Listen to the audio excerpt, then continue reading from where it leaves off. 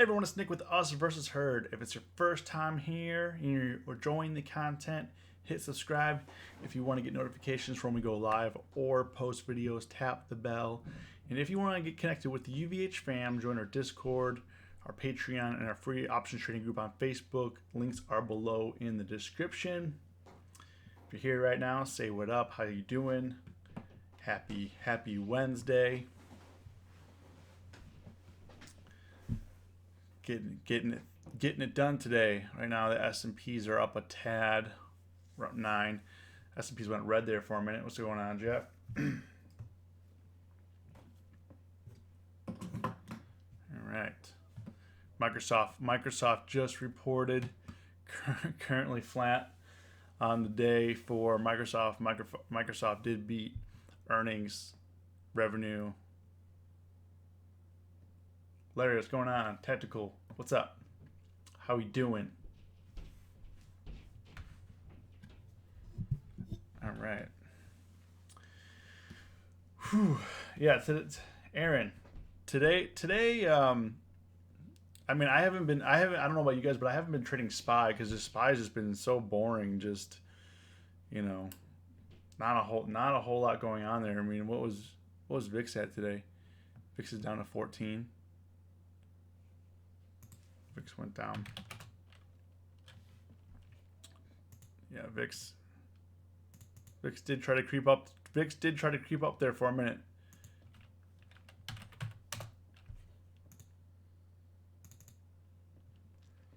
So I caught 5 minutes in the market, squeezed out for 3-4 points, 10-minute workday. I don't know what's going on. Yeah, I traded Nvidia as well. I'm stuck in SPY puts. No. I traded Nvidia today too. I had a 40% winner on Nvidia. I caught the dip as well. I don't know if you guys are in the Discord, but I did post my trades in there. Kind of going through it. Today, big winners were Ulta, Nvidia, and Facebook. Facebook was kind of like a small winner, but I think I traded Facebook pretty well, which we'll get into it here. Dennis, what's going on? If you're here right now, say what up. If you made money today, comment got paid. If you lost money today, comment learned a lesson. Because when we lose money, we gotta take something from it. Don't lose the money and do it again. Take something from it. Because the market took something from you. So, all right. Let's go through some of these trades today. I didn't have a lot of trades today. Manny, how you doing? I did do some credit and debit spreads today too, but I did it on Robinhood of all places. So we'll get to that. We'll get to that in a second. But I'll just cover my main trades for today. So Ulta, I had a strangle on. Now Ulta, I didn't get the best pricing on. Now because I did it separately. So it cost me $320 for this strangle. So I didn't get the best price on the strangle because I pieced it together kind of separately yesterday because I bought the calls. I bought the calls at 9:58 a.m. and then I bought the put at 11:57 a.m. So I didn't get the best pricing on it. So I wasn't gonna get a crazy amount of money off this. But Ulta, I mean, I'm pretty happy with it. I made almost 50%. I was like 40% or so. But this morning Ulta just dropped down from 237 just down to 231. We got a nice give. As you can see, it definitely recovered. So if I didn't sell that position, yo, J Rob, how you doing? If I held on to that position, let's put in Ulta. But I had the 235 put, 242 call. So this would only be worth $1.99, and I sold it for $4.50. So I would have lost like $100 on that, but luckily we made like $140 on that bad boy. But as you can see, it tried to recover here. I did try to put another strangle on at close here. I was trying to get a little bit bullish on it because it did recover. I was trying to get the 240. I was trying to get the 240 call and the 235 put to swing into tomorrow, but I couldn't get filled. And one of the things that you'll notice with Ulta is just kind of the bid and the asks are a little wide. So you got to be careful. So when the for me, like I'll show you guys on Boeing and stuff, when the bid and the asks are wide, I tend to underprice it and hope I get filled. I go under the mid price and I do get it filled a lot of times, but it just wasn't happening today. And then I did hit mid price and a couple pennies above mid price today for that Ulta trade. It didn't happen. So normally when that happens, I take it as a sign just to move on. But yeah, Ulta was a good trade out the gate, but you had to be quick, and that's kind of the thing is you don't want to be greedy.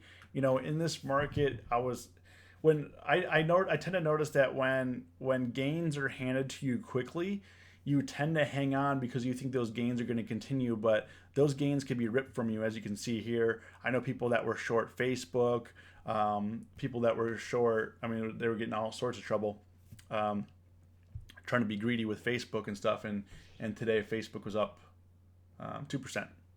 So I did trade now BIIB. I didn't trade very well. I bought it too early, and then we had a premium crush. So BIIB, I have the 275 put and the 290-250 call. There's a strangle. I bought it this morning because kind of what my thoughts were on this thing. Yo, Billy, how you doing? I put the trade on at 9:17, 9:16.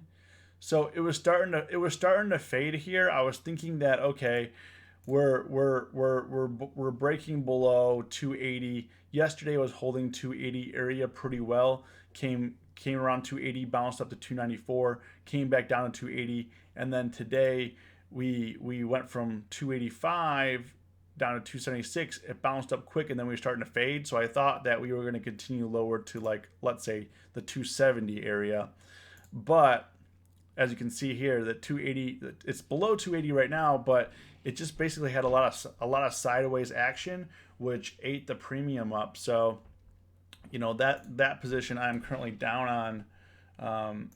I'm down $78, only 26%, but we'll see. Well, I held it into tomorrow because I mean it is a strangle, it is pretty safe. So this one's only worth right now 212. I put it on for 290. So that sideways action, this close expiration definitely kills you. I was anticipating for it to break, and then we had some crazy intraday action when it went from like 280 up to 286 and then back down. I guess you could have traded this, but I would say it was pretty unpredictable. So I pretty much just left it alone. No, J-Rob, if it stays the same, I'm going to lose money. I need this to go like towards 275.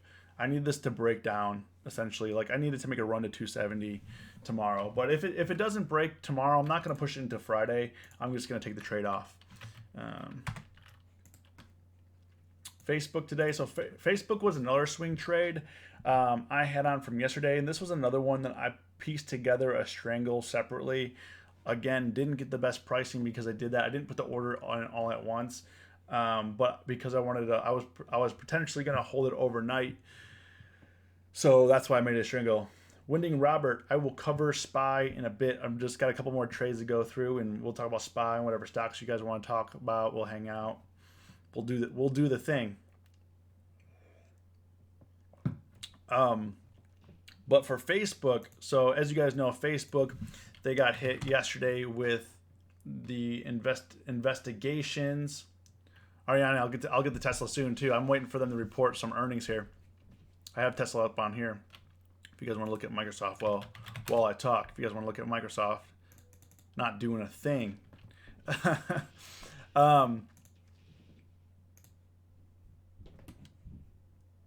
Okay.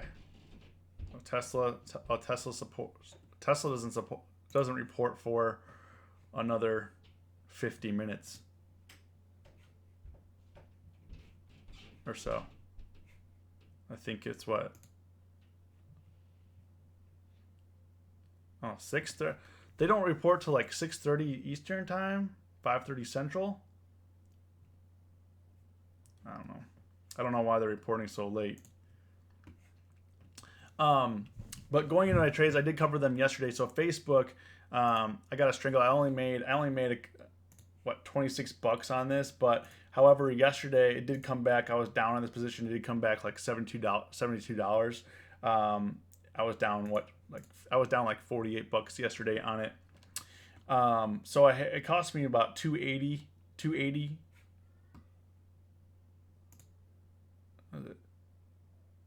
That's kind of weird. So 177. Oh yeah. Okay. What? Okay. Yep, that's right. So, sorry, I was I don't know where my head was at right there. So I bought it for like 281, sold it for 307, 282, 281, 307.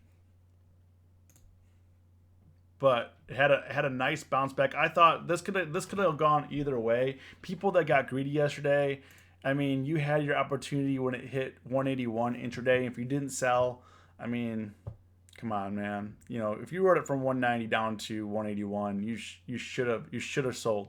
You should have sold. So I wasn't sure. I was losing some money on it yesterday because when I put that on, it was like 12:30 right in here. It really had a bunch of sideways action. Then we had a drop. So I was in between the middle of my strike. So I had the 180 put and the 185 call. So when you're in the middle of the strikes and you're kind of close to expiration, because I put it on, I was like a bullish strangle. I put it on when it was up in here. It was like 184. Now that's why I have the 185 call and the 180 put. But then it went lower. So that's why I was losing some money on it. But this morning, it boosted up to 184. I was kind of seeing what it was going to do here. I was kind of thinking about taking the position off because yesterday it couldn't get up. I'm like, okay, we have some time. Let's just relax. And in this type of market, I've been, and that's why we'll be talking about like the credit and debit spreads. In this type of market, when things are moving slow, I've been more inclined to just let my original plan play out. Give it some time. I mean, don't be like greedy or stupid about it, but I was just waiting for it to see, okay, my target was 186 yesterday. I wasn't looking to get like all the way up to 190. I wasn't looking to get to 188 or anything crazy like that. I was just trying to make a dollar move. I was trying to go from 184, a $2 move, 184 to 186, and I can get out. So today, at 1019, it did spike up, caught that. So right up in here, 1019, we caught that. It did spike up. It was like 186.20 when I sold, and good thing I did because now we're back here. I don't know where's that worth now. I sold it for 307. So I sold it for 307. I had the okay. Now it's only worth 248. So that's why it didn't pay to hold because. Yes, it did look like Facebook wanted to go higher, but it didn't get any higher. And it's essentially closed at the same price. As you can see here, it essentially closed at the same price when I closed it out at like 186.15, 186.10 here. When I closed it out, essentially the same price it is when it closed. But now that we're getting closer to expiration, theta is starting to heat up in the sideways churn. The implied volatility is dropping, and theta is just really taking those options. So it took out almost 60 cents out of that trade. BA misses, then pump it. Yeah. So we got out of that. So that's why, even though like a lot of people, and I used to think like this, I was like, okay, I have a trade on. I didn't work this hard to only make $26 out of this trade. But at the end of the day, that's, as you can see here, that's all the money that trade could have made today. That's the most that money could have traded for me. It was bad that I had not a great entry on it. So that's one thing. So you have to kind of take certain things into account when things like this happen. Like at some point, you're not gonna make you know, if you had a bad entry, you're not going to be able to squeeze any more juice out of it. At some point, you're not going to be able to make any more money. And the writing was on the wall today, and I took the money, and you gotta play it safe, because as you guys know in options, and I'm sure it's happened to a lot of people here, you can get your profits ripped away from you pretty easily, especially people that were holding Facebook short into today and they didn't take their profits. You know, like I always say, take profits and redeploy capital. Sorry guys, and rant. I traded one. I got 40% on Nvidia today. I just had a small position on it because things. I want to say things in the market have been I want to say a little weird. So I bought the 192.50 put, bought it for 163, sold it for 225. So on Nvidia, right down in here, I caught this when it was starting to break. It was chilling up in here. I was waiting, and then when it broke, I put the position on it at 142. It started to break right in here at 142, and then I put the trade on at 105. Sorry. I put the trade on 105, took it off at 142. So I had the 192.50. I put it on at 105. So on this candle right here, at the top of this candle right here, and then I wrote it down to 142, which was right down here. It was like 193.20, 193, right around here. So actually, let me get the 5 minute here. So I wrote it down to just about pretty much this candle right here. It was like 193. I was getting a little nervous because the market wanted to try to rally. The market wanted to move up, and you know, when you're up 40% for day trades, I'm trying not to be greedy. I'm not trying for day trading. I'm not trying to get 100%, 500%. I'm really trying to stick between 20 and 40% on day trades. When volatility is low, you know, you just got to stick to your disciplines. And I'm glad I did, because now that trade came back around, and the 192.50 put on Nvidia sold for 225 is now 137, 140 area right in here. So, you know, you can't get greedy in this market. You can't get greedy. Ariana, yours was not 190. Yeah, I mean, I wanted to trade Nvidia because the last like 4 days, every time I wanted to trade it, I was like, no, maybe I'm not trading it, and every time it worked out. So I'm like, okay, I'm gonna trade it today if there's a nice setup, and we had a nice setup right in here when it was just kind of pinging back and forth between 194.70 and 195.50 when it was just pinging back and forth. So if you're here right now enjoying the live stream, please hit the like button. It's for the YouTube algo. Helps me out, guys. Appreciate it. But yeah, so I'm up a couple $100 today. Now getting into my spreads, I did a couple spreads. So I was occasionally, what I'll do is I'll test out different brokerages, and I haven't traded in. Thanks, Mark. If you're here right now, say what up. I want to see who's watching. I kind of go back every now and then. I make some videos on Robinhood because a lot of people still trade on Robinhood, and I wanted to kind of see if they made any enhancements to Robinhood, and it turns out they have not. But going into, so I put a little money here. I was just trading a little bit, did some credit spreads. Let's go to. So I traded Boeing and Cat on here. I did I did 2 debit spreads on Boeing, and then I did a credit spread on Caterpillar. Where's my? So I did an initial debit spread on, and they don't show everything. Okay. So my initial debit spread, I paid $95 for it, and I made like 40%. I sold it for 130 right in here. Let me. So I sold the 337.50 put, and I bought the 340 put. You know, I was really. Ariana, take care. I I was really just trying to play the breakdown on BA. Now I caught it a little late, but we were still able to make 40% profit on that. I don't really like that you can't see. So I put this trade on at 12:11, and I took it off at 2:44 Eastern. So this is Eastern.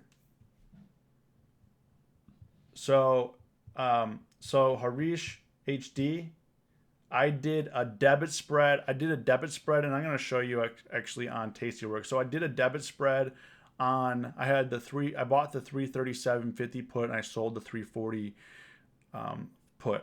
So I was bullish on this. So what that means is, let me. Okay, so what did I do here? Okay, so I bought the 340 and I sold the 337. So I had a debit and I paid 95, so it cost me 95. So this is the same trade that I had set up.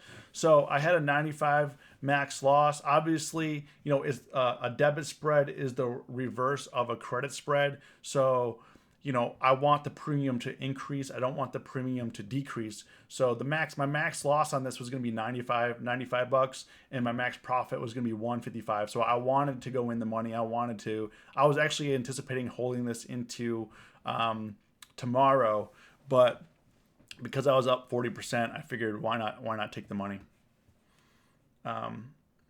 So that was the trade.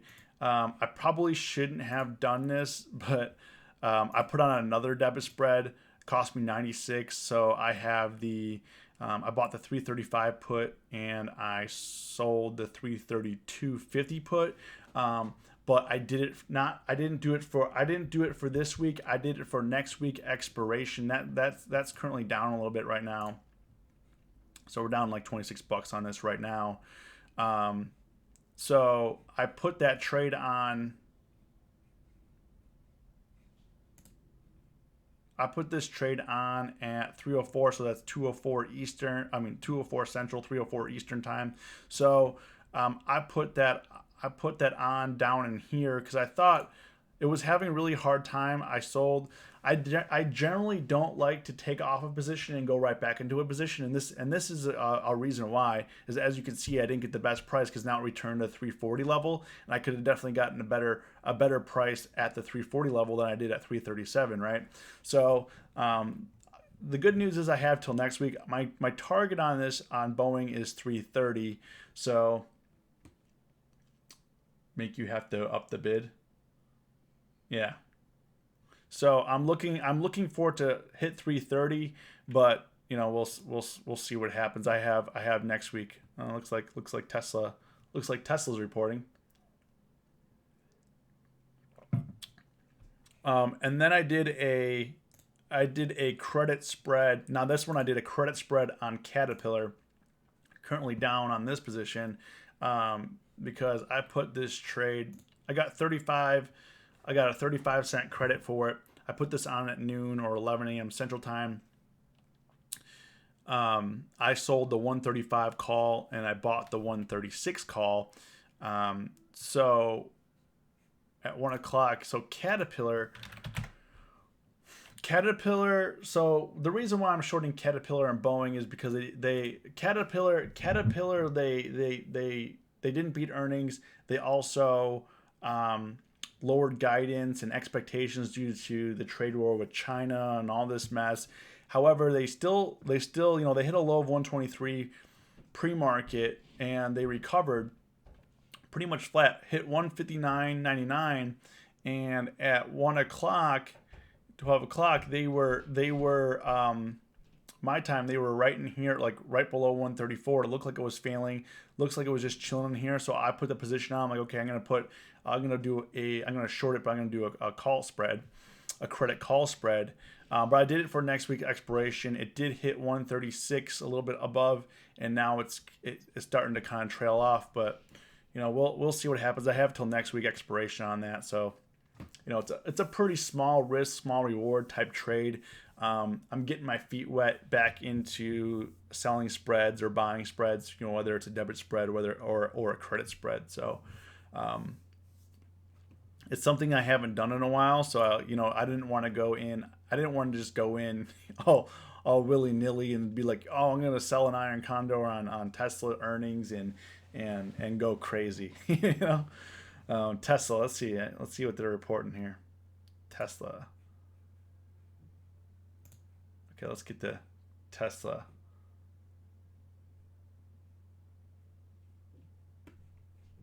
Tesla just keeps going. I'm trying to see what the report is here.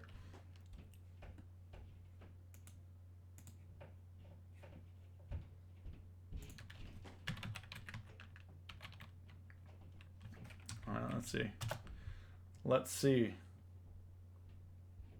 I don't think the report is like written up yet. But we could talk about Microsoft. Microsoft, they beat expectations of the top and bottoms. Azure, their cloud infrastructure grew 59%. So revenue increased 14%. The Azure public cloud business delivered 59% revenue growth, which is down from 64% growth one quarter earlier. So that might be why Microsoft isn't really ripping. It's basically the same price where it closed at. Oh, here we go.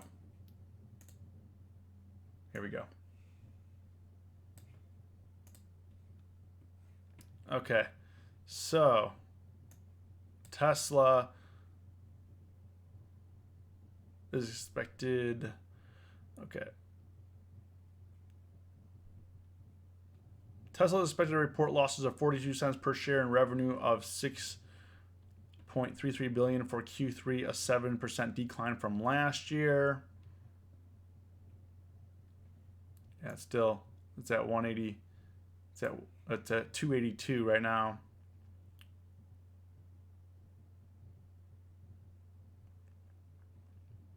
I don't see what was the actual report though.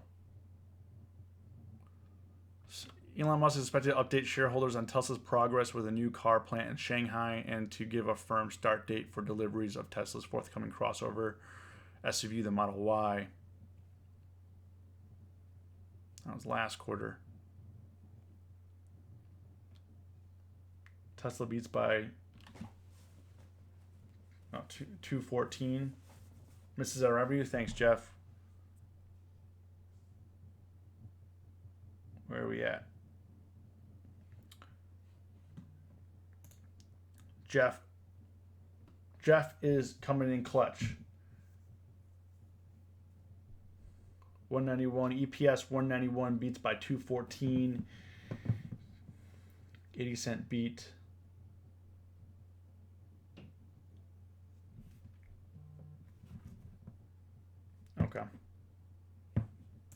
Okay. So we'll see.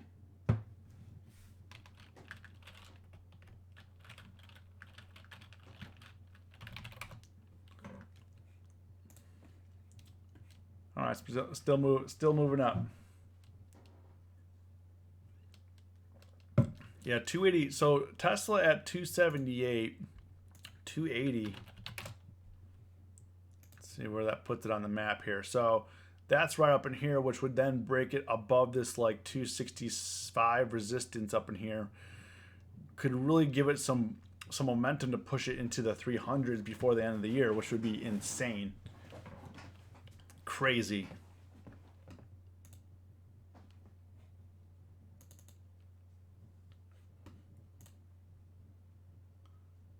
Yeah, I mean, I don't have all the answers. I'll do a video. I'm going to be doing a watch list later that will also cover all this. But all right, stocks you guys want to look at. Someone mentioned SPY earlier today. For me, SPY is really just back into range of where it's kind of just been bouncing around here between 298 and 300 last few days. we just been pinging. It's been pinging, and eventually the range is gonna get very, very, very tight. I mean, we're still lower. We're still making kind of lower highs here, but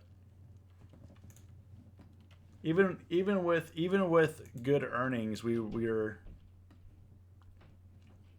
not really moving. We're not with these companies beating earnings. We're still not breaking out of range. And Microsoft is dead, literally dead, not moving. Which I was hoping on Microsoft that we were going to break out of range here, either go above 140 or below 135, and that is not happening. That is not happening. If you own like long-term options on here, they're just burning your money up on Microsoft. But for SPY, I mean, I'm a little, not saying worried, but it's pretty interesting to me that we're not really move up. People are too busy buying up Tesla. Yeah, I mean, this is nuts. What was the expected move? Let's see what was the expected move on Tesla. Expected move on Tesla was $20. So it's at 30, a $30 move right now. So let's see what those 280 calls were going for. So those 280 calls were going for 174. My SPY puts got murdered today. Yeah, it was a slow churn up, and then they sucked bears in when it stopped going at like 299.70, when it broke at 299.70 up in here and came down to 298.80. They sucked him in. So I mean, there was some good two-sided action today, but bulls win again.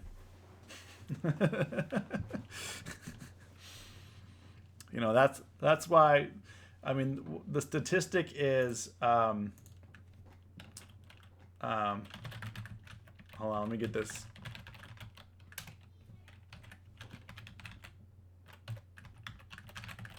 Let me get this stat for you.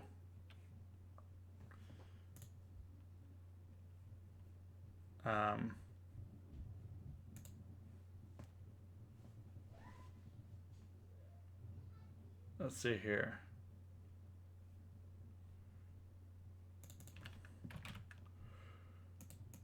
Let me get this stat. Okay.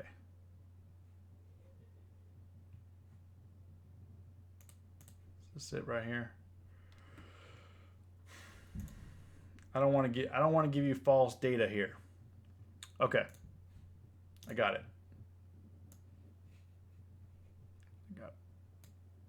We got it. SPY needs to break 318. Yeah, I agree. Okay, percentage positive and negative days across various periods here. So from 1950 to 2018, we had 53% of the time that we went up and 46% of the time we went down. In the 2010s, that number's a little bit higher, where we're at like 54% versus 45% down days, In 2018 it was 52 versus 47%. So more than half the time we're going to have a green day. So over long periods of time, you can see why the stock market always increases in value over a long period of time, because when you have something happening more times than you are not, you're obviously, that's going to happen. So, if we're having more green days than we are red days over a span of 50, 60 years, of course the stock market is going to go up. However, the down days, I feel that the down days that we have, make up for like four green days, right? Sometimes. So, yeah, 1950s. That's the same chart, but yeah, that's a nice little thing to know, is that the market does go up more times than not, but you also have to realize stats don't always measure up. All in SPY calls tomorrow. I don't know, man. All in SPY calls. All right, man. Let's go. Let's call it the bank. Let's get 5 million in equity to push into the market. We'll buy the 300 calls for Friday's expiration, and we'll roll the dice. 5 million. See what happens. If it works out, we'll split it with the UVH fam. It doesn't work out, we gotta file for bankruptcy and walk away. I don't know. Does that work? Can you file if you get like margin called millions of dollars and you owe people? Can you is that bankruptable? Unlike student loans, are you able to walk away from that? I mean, you're gonna ruin the next like 10 years of your life, but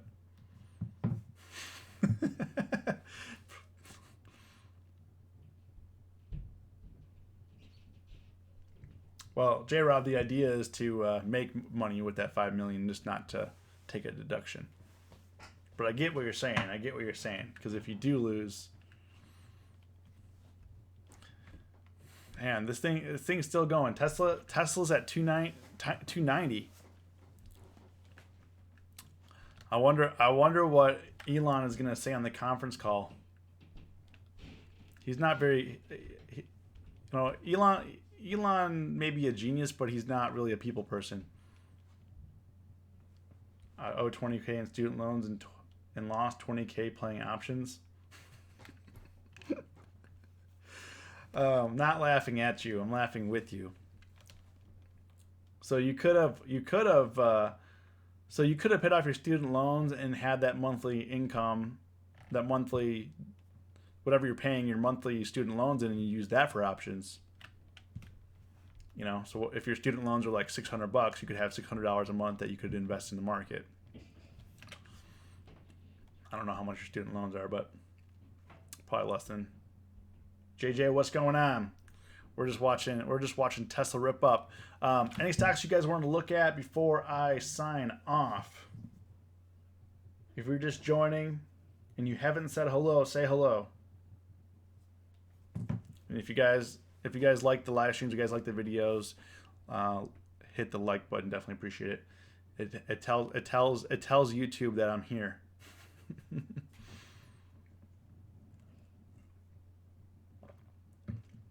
The downside that I have about the chat versus the live stream is that I can talk a lot faster than you guys can type. Man, 292. You're freaking kidding me. All right, Mark, let's talk about Twitter. Twitter has earnings when? Tomorrow, before open tomorrow. So last earnings I did well, but so did Snap. Twitter has been on a straight decline since 45. If you look at like 45 up in here, next low was like 44 area.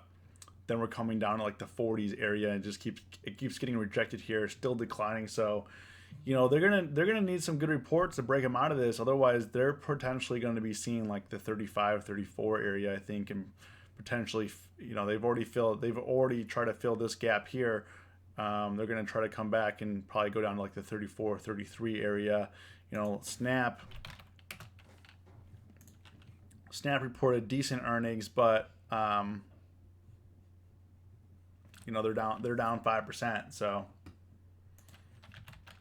that's kind of what I've been talking about over the last few months, is that all these companies are like teetering on edge. Like everything is on edge, and it's like this quarter, this report is what's going to turn things around. Like even Tesla, like before that report, it's always like it's like in this range of 220 and 260, and we're at the top of the range, and it just like doesn't want to go. It doesn't want to go above it. Didn't want to go above. I mean, but once it gets down to 220, people want to buy that. But we need a catalyst.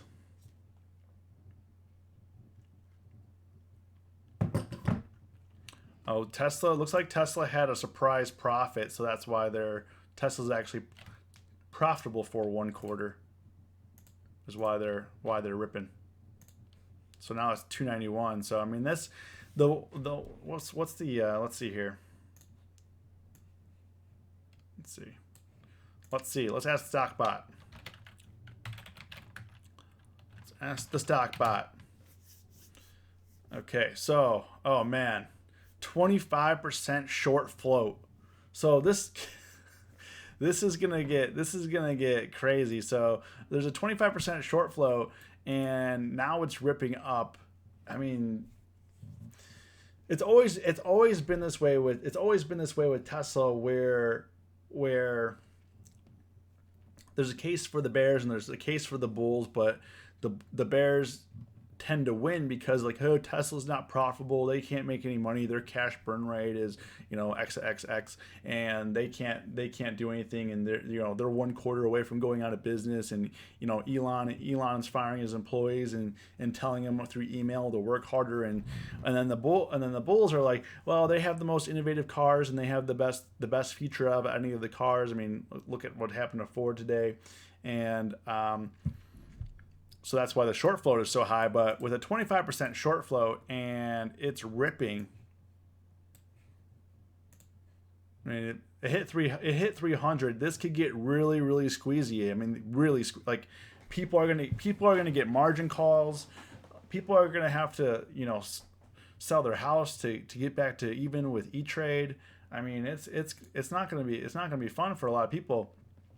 You know, I wonder if, like, you know, people were selling naked calls on this. I mean, they're getting it ripped. I mean, premium. If you sold puts, you're looking good. But if you sold calls on this, it doesn't matter how you look at it. You're screwed, man. I mean, it had a $20 expected move, a $25 expected move, and it's moved $45 more than 2 times the expected move. 10K for a new battery in the Tesla. Yeah. You know, the 300 calls here were 42 cents. These are going to open up tomorrow like $5. $4 at least. Depends on, I mean, implied volatility, the calls are going to be through the roof. You need to take the opportunity to sell the calls, especially if you have Friday expiration. Like, I hope nobody's getting greedy over this tomorrow. Like, seriously. It's going to be a disaster, but I think it's going to create. It's going to be. This is a really good opportunity for us as option traders. If we don't have a position already, I mean, this is going to be fun going into Thursday and Friday. Thursday is my favorite trading day of the week in terms of the market, and going into Friday, I mean, this is the ideal situation. So, anyways, guys, I got to run. As always, stay safe, stay green. It's us versus herd.